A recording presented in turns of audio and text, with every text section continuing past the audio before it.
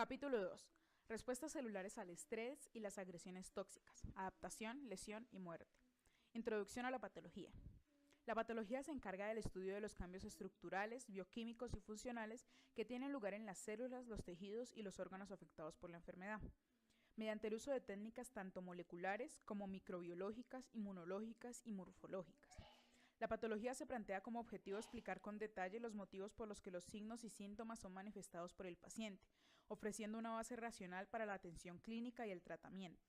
Así pues, sirve como puente entre las ciencias básicas y la medicina clínica, y aporta el fundamento científico del conjunto de la medicina. En el capítulo 1 se han analizado los mecanismos celulares y moleculares que definen las células sanas. En el presente capítulo se conforma la base de conocimiento adecuada para analizar los mecanismos esenciales que subyacen a las diferentes formas de lesión y muerte celular. Tradicionalmente, el estudio de la patología se divide en patología general y patología sistémica.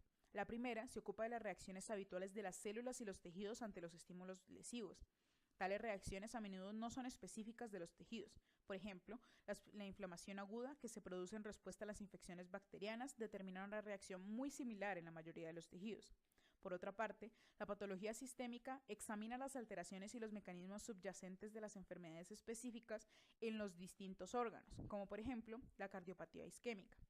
En este libro se tratan, en primer lugar, los principios de la patología general, analizando a continuación los procesos patológicos específicos que afectan a órganos o sistemas. Los 4 aspectos básicos del proceso patológico que configuran la esencia de la patología son causa o etiología, mecanismos bioquímicos y moleculares de su desarrollo, es decir, patogenia, las alteraciones estructurales de las células y los órganos del cuerpo, es decir, los cambios morfológicos, y las consecuencias funcionales de tales cambios, es decir, las manifestaciones clínicas. Etiología o causa. Aunque los factores generadores de enfermedad son muy numerosos, pueden agruparse en 2 categorías fundamentales: los genéticos, por ejemplo, mutaciones heredadas y variantes genéticas o polimorfismos, y los adquiridos, por ejemplo, infecciones y factores nutricionales, químicos y físicos. La idea de que un agente etiológico es la causa de una enfermedad desarrollada a partir del estudio de las infecciones y de los trastornos heredados causados por genes determinados no es aplicable en la mayoría de las enfermedades. De hecho, la mayoría de las afecciones más habituales, como la aterosclerosis y el cáncer, son multifactoriales y consecuencia de los efectos de diversos desencadenantes externos en personas genéticamente sensibles. La contribución relativa de la sensibilidad genética y de las influencias externas es variable para las distintas enfermedades. Patogenia. El término patogenia hace referencia a la secuencia de episodios celulares, bioquímicos y moleculares que sucede a la exposición de las células o los tejidos a un agente lesional.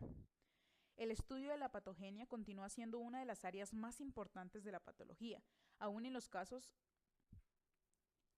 en que la causa inicial es conocida, por ejemplo, la infección o mutación. Son numerosos pasos los que separan la expresión de la enfermedad. Así, para conocer los principios de la fibrosis quística, no solo es esencial saber cuál es el gen defectuoso y el producto génico, sino también cuáles son los procesos bioquímicos y morfológicos que dan lugar a la formación de quistes y fibrosis en los pulmones, el páncreas y otros órganos. En realidad, como veremos en esta obra, se han identificado genes mutados que se correlacionan con una amplia variedad de proteínas codificadas y el modo en que las mutaciones inducen la enfermedad, es decir, la patogenia. Aún no se conocen con precisión. La profundización en la investigación de la genómica clínica permitirá asociar ciertas anomalías moleculares específicas con las manifestaciones patológicas y favorecerá el uso de estos conocimientos para diseñar nuevos abordajes terapéuticos. Tales son las razones por las que el estudio de la patogenia nunca ha resultado más apasionante desde el punto de vista científico ni más importante desde la perspectiva estrictamente médica. Cambios morfológicos. Los cambios morfológicos se correlacionan con las alteraciones estructurales en las células o tejidos, características de una enfermedad o diagnósticas de un determinado proceso etiológico. Tradicionalmente, la patología diagnóstica se ha utilizado la morfología para determinar la naturaleza de la enfermedad y para seguir su progresión. Si bien la morfología continúa siendo uno de los pilares del diagnóstico, a lo largo de los años se han hecho patentes sus limitaciones. Por ejemplo, lesiones morfológicamente idénticas pueden derivar de mecanismos moleculares distintos. Ello resulta especialmente significativo en el estudio de tumores. Cánceres de mama que son indiferenciables morfológicamente pueden presentar una evolución clínica, una respuesta terapéutica y un pronóstico muy diferentes. El análisis mediante técnicas como la secuenciación de las siguiente generación, como en el capítulo 5, ha comenzado a poner en manifiesto las diferencias genéticas que predicen el comportamiento de los tumores y su respuesta a los diferentes tratamientos. Los tratamientos dirigidos basados en las alteraciones moleculares se aplican de manera que disienten los casos de cáncer. En consecuencia, el campo de la patología diagnóstica se ha expandido, pasando a incluir enfoques de biología molecular y la proteómica para el análisis de los estados de enfermedad. Alteraciones funcionales y manifestaciones clínicas. Las consecuencias finales de los cambios genéticos, bioquímicos y estructurales en las células y tejidos son anomalías funcionales, que generan las manifestaciones clínicas de la enfermedad, es decir, los signos y síntomas, y condicionan su progresión, es decir, su evolución clínica y pronóstico. Así pues, las correlaciones clínico-patológicas son fundamentales en el estudio de la enfermedad.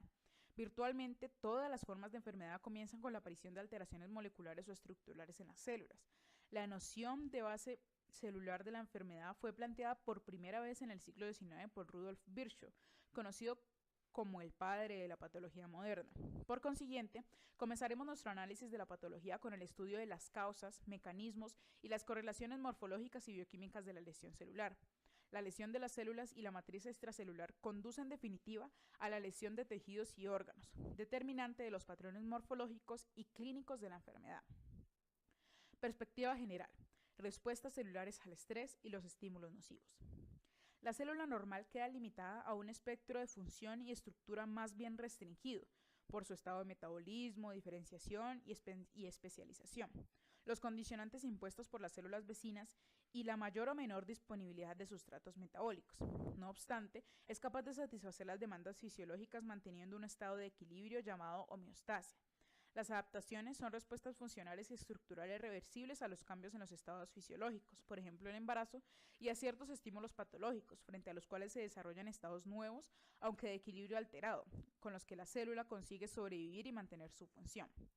La respuesta adaptativa puede consistir en aumento del tamaño de las células, como en la hipertrofia, y de la actividad funcional, incremento de su número como hiperplasia, disminución de su tamaño de actividad metabólica como en la atrofia, o cambio en el fenotipo de dichas células, metaplasia.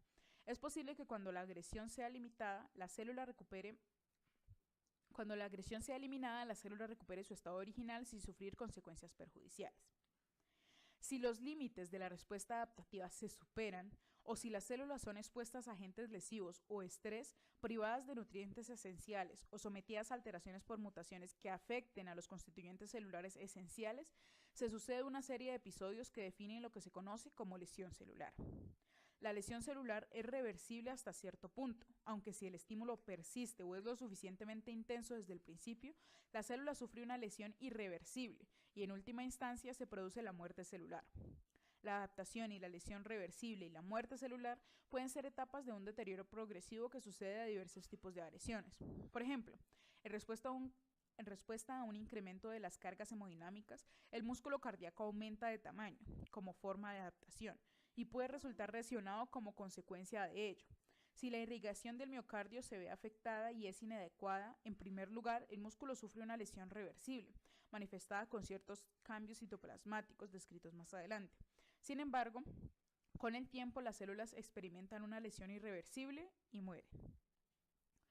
Una muerte celular, resultado final de la lesión celular progresiva, es uno de los procesos más importantes de la evolución de la enfermedad de cualquier tejido u órgano y obedece a diferentes causas como isquemia, reducción del flujo de sangre, infección y toxinas. Asimismo, la muerte celular es un proceso normal y esencial en la embriogenia, el desarrollo de los órganos y el mantenimiento de la homeostasia. Dicho proceso sigue dos vías principales, la necrosis y la apoptosis. La carencia de nutrientes provoca una respuesta celular adaptativa llamada autofagia, que puede culminar también en muerte celular. Más adelante, en este capítulo, se incluye una descripción detallada de las vías que determinan la muerte celular. Las agresiones de diferentes tipos inducen en ocasiones cambios celulares diferentes de los procesos típicos de adaptación, lesión y muerte celular. Las alteraciones metabólicas en las células y la lesión crónica subletal de las mismas se asocian a acumulaciones intracelulares de diversas sustancias, como proteínas, lípidos e hidratos de carbono. A menudo, el calcio forma depósitos en localizaciones de muerte celular, dando a una calcificación patológica. Por último, el proceso normal de envejecimiento va acompañado de una serie de cambios morfológicos y funcionales característicos en las células. El presente capítulo analiza en primer término el modo en que las células se adaptan a las agresiones y a continuación las causas, mecanismos y consecuencias de las distintas formas de lesión celular aguda, incluidas la lesión celular reversible y la muerte celular. Concluye con otros 3 procesos que afectan las células y los tejidos: las acumulaciones intracelulares, la calcificación patológica y el envejecimiento celular.